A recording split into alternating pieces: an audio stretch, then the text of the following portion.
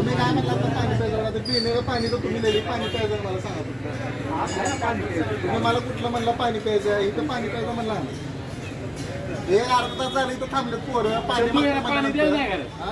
तुम्ही वरनं तिथं ओरडून म्हणताय तर पोरला की पाणी द्यायला इथं कामात आहे ती हॉटेल तुम्ही 2-4 मीटर वाढवायची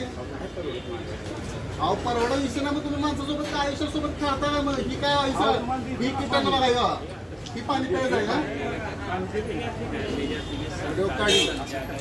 पंढरपुरात फक्त सगळ्या पंढरपुरात येणाऱ्या लाखो साधू संत पदस्पर्शाने पावन झालेल्या नगरीत ही कुठलं हॉटेल आहे हॉटेल बीके जीवाशी खेळत आहे ही प्यायचं पाणी मग तिथलं दाखवत आहेत सगळ्यांना प्यायला तुम्ही रॉंग केलं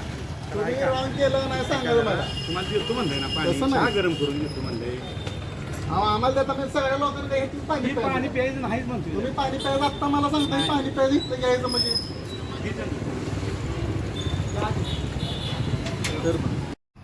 पंढरपूरमध्ये चोपाळ येथे बीकेज हॉटेल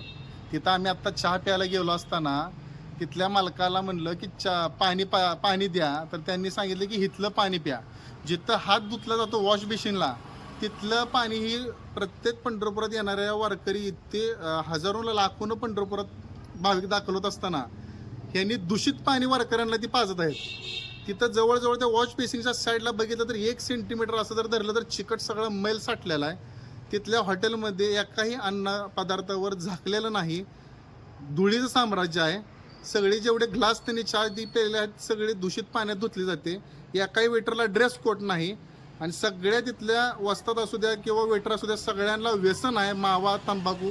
त्या हॉटेलमध्येच नव्हे तर पंढरपुरात अशा कित्येक हॉटेल आहेत की जेणेकरून पंढरपुरात येणाऱ्या प्रत्येक भाविकाच्या जीवाशी खेळत आहे पंढरपुरातील अन्न भेसळ अधिकारी काय झोपलेत का लवकरात अन्न भेसळ अधिकाऱ्यांना जर यांच्यावर जर कारवाई नाही केली तर पांडुरंग तात्या माने फाउंडेशनच्या वतीनं आम्ही आंदोलन करणार असा इशारा देतो.